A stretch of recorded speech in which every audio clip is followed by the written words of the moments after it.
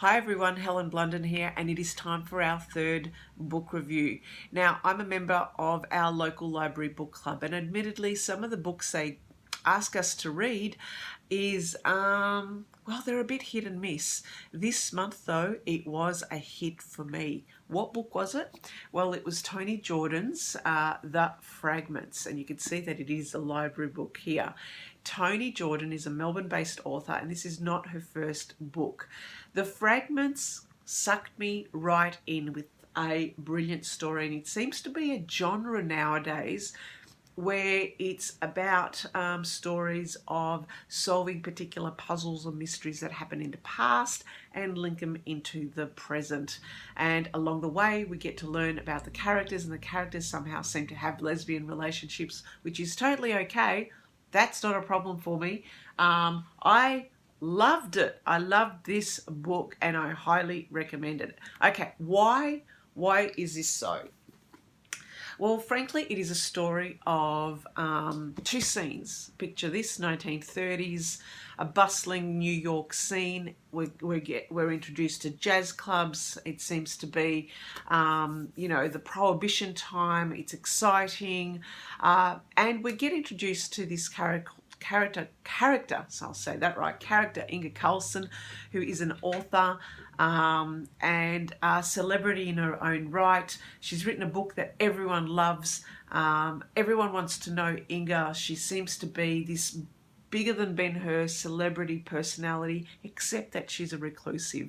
So people are really desperate to want to know who she is, what work she's writing on next, and what her next steps are. So that's Inga, bigger than real life, but no one knows who she is. So we get this story of who is Inga Carlson, and we get introduced to another lady by the name of Rachel, and Rachel befriends Inga, or it's actually the opposite way around, because Rachel catches Inga shoplifting and helps her get out of the situation.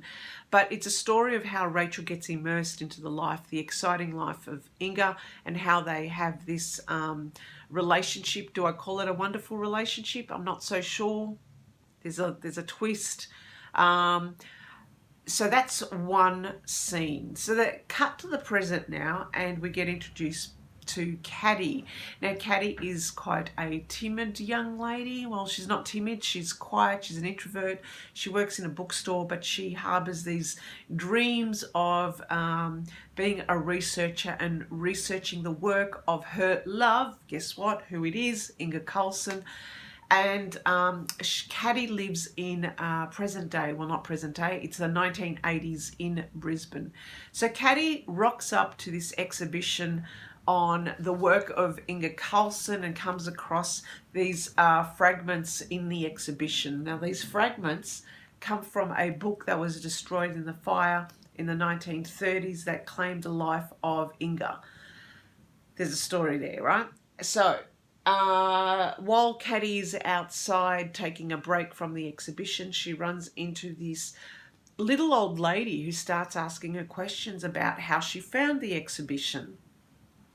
And as they're talking, which was a really weird kind of situation, the old lady asks Caddy about what was, I guess, the best work, or what was the best work of Inga. And Caddy quotes Inga's work.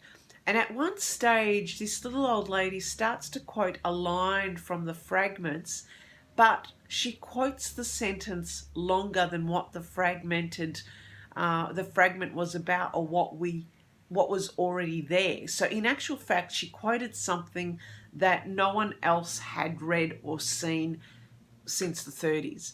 Now, this struck Caddy as surprising, because she thought to herself, now this would be something that Inga would write. And so it sets her off on this journey, this mysterious journey, to try and find out, number one, who is this old lady who happened to walk into a taxi and then just disappear out of her life. What does she know about the work of Inga? Who is she, and how can she learn more? So she befriends this other researcher called Jamie, and there's a bit of a love interest there. But at the same time, she needs to reconnect with her unrequited love of Philip, the CAD researcher, who, let's face it, we all know someone like that.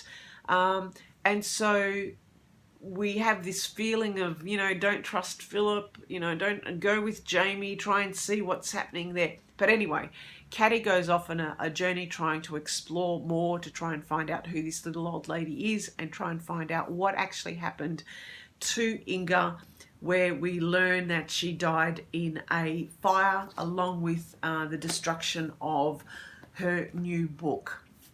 So this has been really interesting for me. You see the links of an exciting past of the 1930s versus a boring 1980s Brisbane set.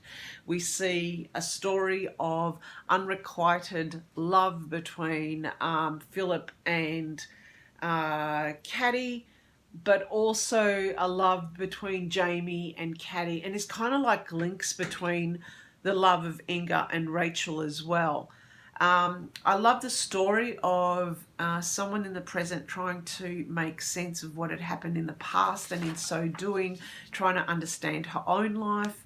I love the story that it is a book within a book. It's a story about someone writing a book. It's about people who love books and who love stories and who want to actually explore the life and loves of their favorite authors and link them to what's happening in their normal day-to-day life and exploring issues in their own life. I really enjoyed this book. It sucked me straight in, and I love the chapters going from the past to the present, past the present, past the present, because then it teased out and unfolded the story even greater. It seems to be a genre of books nowadays. And one very similar that I read recently, but it was to do with an artist going through the same thing, was The Artist's Journey as well. But I found that I didn't like The Artist's Journey as much as I enjoyed this one. I love the writing on this one. I am going to seek out Toni Jordan's other books and see if they're kind of similar. But this is a new book that is out. I would highly recommend it if you like the story and you want to get sucked into something. So The Fragments by Toni Jordan. So thank you for listening. Let me know what you think if you've read this book, or if you know of others similar, or even The Artist's Journey. Let me know. Okay then, thanks for listening. Bye for now.